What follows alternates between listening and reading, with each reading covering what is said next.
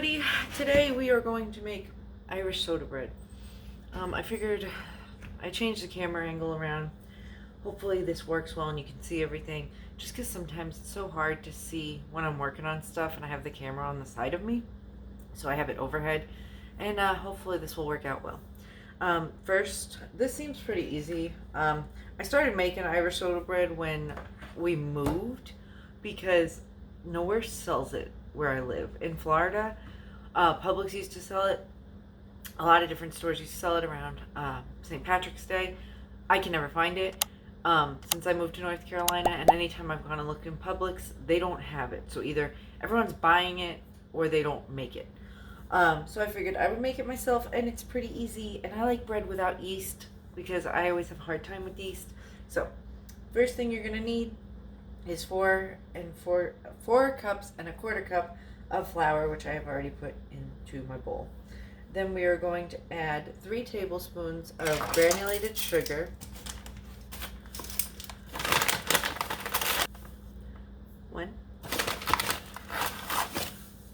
2, 3. I was looking online. Some people said that technically Irish soda bread isn't sweet. It doesn't have raisins in it and all that jazz. This is the one with the raisins that's a little sweet, is what my family's always had. It's what my grandmother and my mother always bought. So that is what soda bread is to me.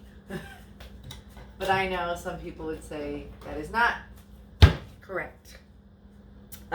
Teaspoon of baking soda. Baking soda. I always do this. I try to use baking powder. That's not it. And it's a good thing I caught myself, because a lot of times I do not.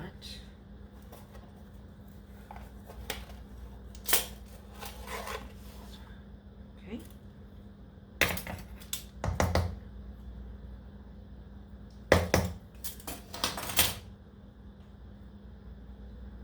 A teaspoon of salt.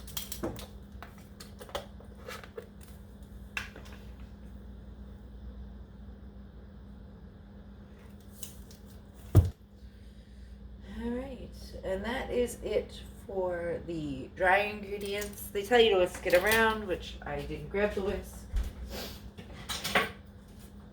Whisk all this up, because then we're going to have to cut butter into it, which is always some fun. But before we do that, we're going to take our little fancy measuring cup, and we are going to fill this 1 3/4 cup of buttermilk. This is the kind I found. I don't ever buy a big one because usually I only need a tiny one for what I'm making. I like this measuring cup. I got it from Target. It was $3. It has like all the obscure measurements on there, which is nice. Ounces and all those things. Okay, so 1 3/4. And then you're going to also add an egg into that. Yeah, so whisk buttermilk and egg together, set aside.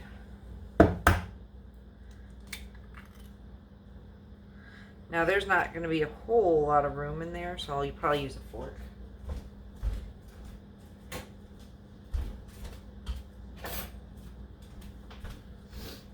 Because I don't think my big whisk is going to fit in there.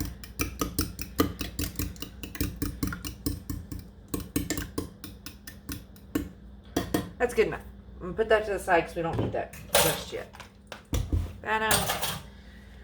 Okay. And then the next thing we are going to do is cut up 5 tablespoons of unsalted butter, cold and cubed. I don't have any butter. I don't usually buy it unless ahead of time I know I'm going to need it, and I didn't realize I was for this. So I'm using margarine. I don't think it'll make that much of a difference.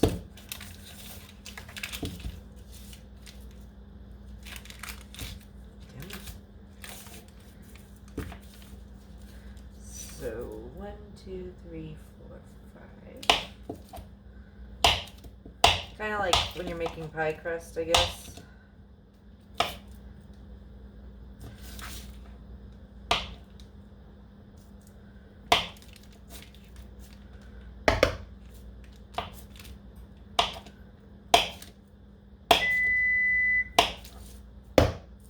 You also, I'm doing mine on a sheet pan. They tell you to preheat the pan and the oven to 400.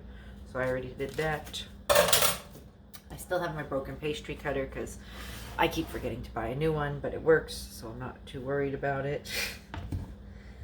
And it says because there's a lot of flour, you really need to try to work the butter in there. I'm usually super lazy when it comes to this, to like really make sure it's tiny pea size. So a little bit of butter, a lot of flour.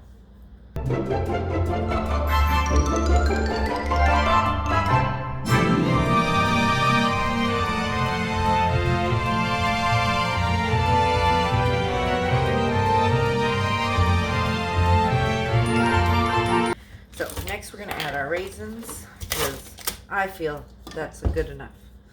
So there's a cup. Get them out. Raisins are expensive. It's been a long time since I bought a big container like this, and I think I paid like almost $5 for this. And this is Walmart's own. This isn't like no fancy Sunmade or whatever. Ridiculous. I could not believe that. I think the last time I bought raisins, they were like $2 for this. I know the gold ones are more expensive, but I was like, damn. All right, pour my raisins in. That doesn't seem like a lot of raisins.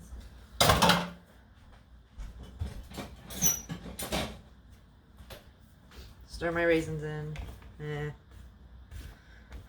That might be one of those less is more situations. I'm not going to put more in even though I really want to. Then we are going to pour our milk mixture in and fold it gently until we cannot stir it anymore.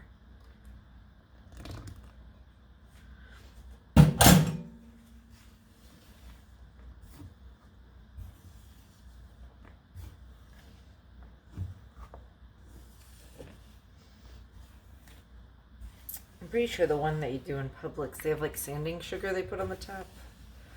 Like the big pieces of sugar. I think it's called sanding sugar. I'm not sure. I did not buy any of that. I don't even know where I'd find that.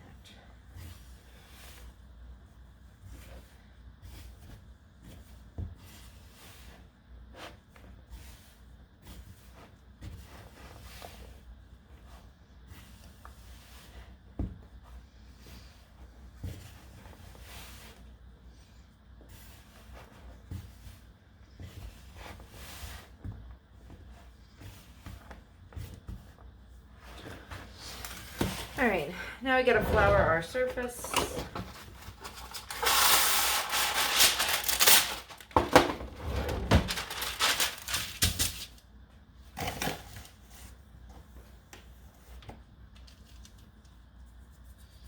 All right, and then it says, pour crumbly dough onto a lightly floured work surface. With floured hands, work dough into a ball as best as you can. Then knead for about 30 seconds or until the flour is moistened. If the dough is too sticky, add more flour. So we'll do that.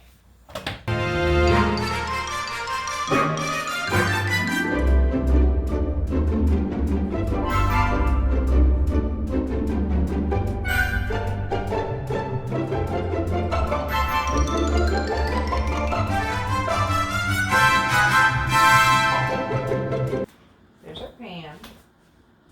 We're gonna grab our bread.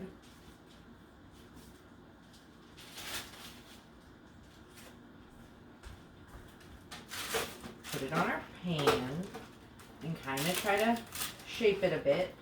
Pan is hot, so be careful. And then with a knife, it says make an X across the top. Oh, I hope this comes out good.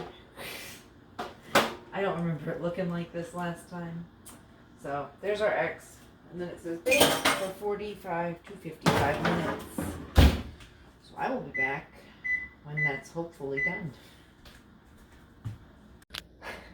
So I don't know if we consider this a fail or, okay. It tastes fine. But here's the problem. When I put it in the oven, it started getting brown. And I also think I misread the directions because it's like preheat pan and oven. I think that's only if you had the cast iron because the bottom of this got black. So we can just cut that off. It'll be fine. It tastes okay. It stopped. So when I cooked it for the hour, 50 minutes or so, I looked at it and the inside was completely raw. I don't know why. The recipe says it's only for one. This isn't the recipe I used before. I couldn't find it. The one I used before, so I figured, oh, this would be fine because it looks similar. It did not cook everything completely the same. So the inside was pretty much raw and the outside was like very crispy.